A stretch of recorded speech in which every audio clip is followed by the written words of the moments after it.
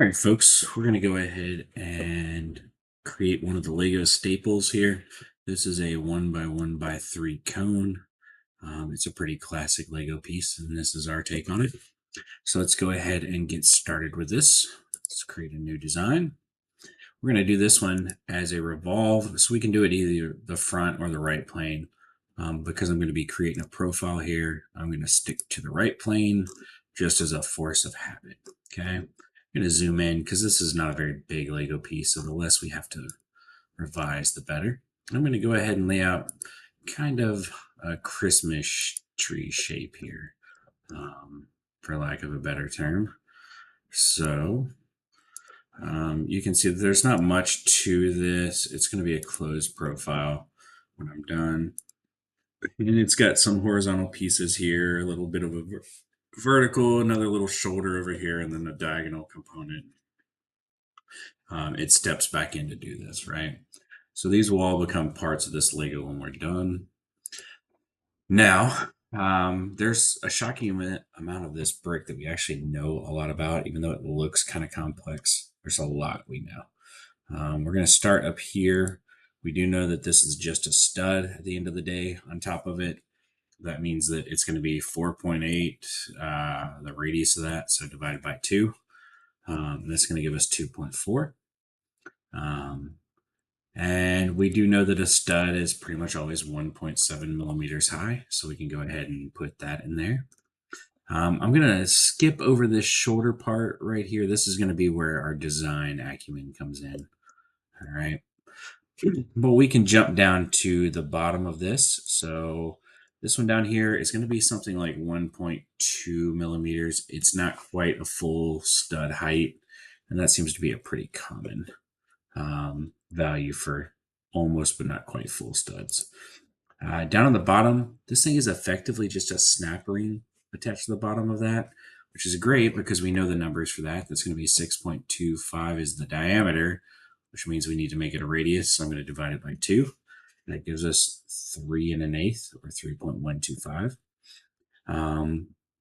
I do have some idea about some of these other things.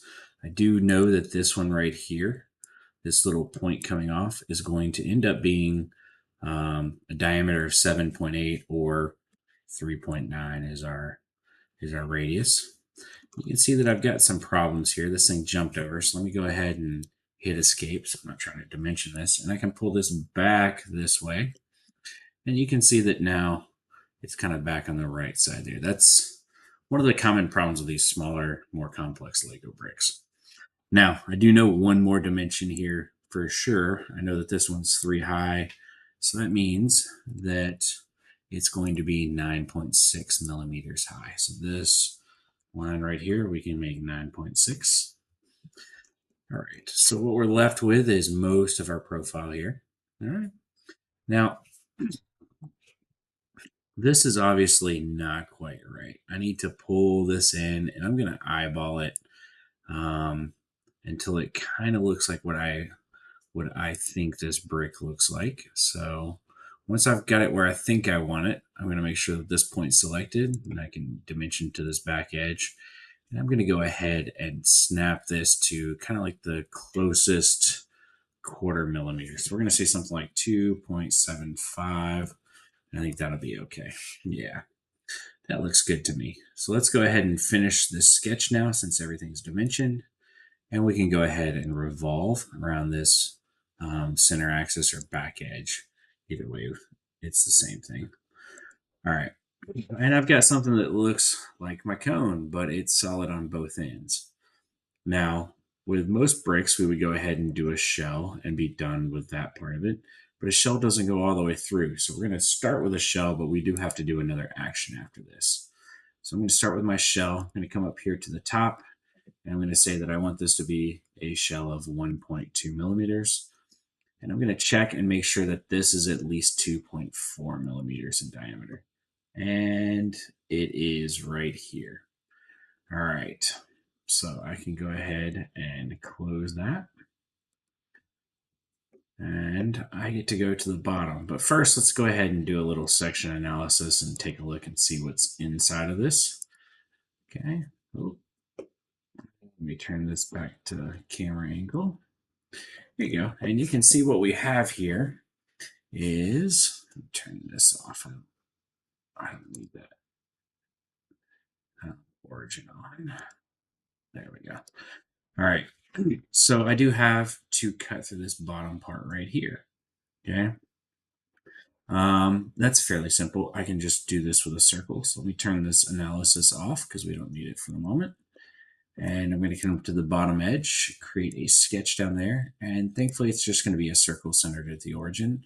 So it doesn't get much easier than that. And I do know, because of the dimensions for snap rings, that its diameter is going to be 5 millimeters. So let's go ahead and do that. And I'm going to turn that analysis back on so I can see what I'm doing inside. And I can finish this sketch and go ahead and extrude and cut up. And I'm going to go ahead and carry this thing all the way to object. I'm going to do it up to this lip right here. And that's going to take care of that for me. So I do have this little kind of artifact here, which I'm okay with. And I do have a pretty consistent wall thickness everywhere I want a consistent wall thickness. I could probably thin this portion right here out a little bit, but I think it'll be okay.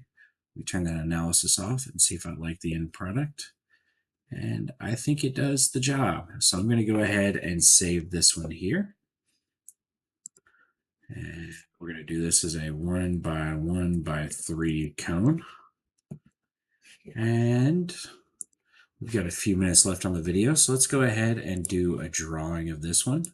So from design, remember for our little style guide for the classroom, it's a pretty easy one. We're just going to switch it over to ASME. And again, keep these all as B-size sheets. That's fine. We're not going to print them out physically. If we were worried about that, we would definitely make sure they were A sheets. And I'm going to go ahead and turn, well, I can leave most of this stuff on. I think it'll be okay. All right, so I've got this here. And I'm going to project. I want to see the top of this, the bottom. This is the exact same view, so I don't need that. So I'm going to omit it. I'm going to throw this over here and make it a little bit larger. Doesn't have to be dramatically larger, but we've got a nice big chunk of paper. So let's go ahead and make it sizable and give it a little bit of texture and color. And there we go. Now, remember, the goal with dimensions is just to give it everything that you used, right? So if I come in here, I can say distinctly that this guy needs to be there. I can say that this one needs to be here. We also ended up coming up with a diameter for this one as well. Of course, we have our diameter for that. And we have our height. We're not going to stick too closely to any real kind of guidance on these. This is really just about getting you guys familiar with doing the process of dimensioning things in a sketch. All right, now it is a little harder to see on this, but we can go ahead and throw out some of this stuff here. And I'm going to do the top as well. Remember, I do need to get 2 dimensions on this one as well. Oh, where did they go? There it is.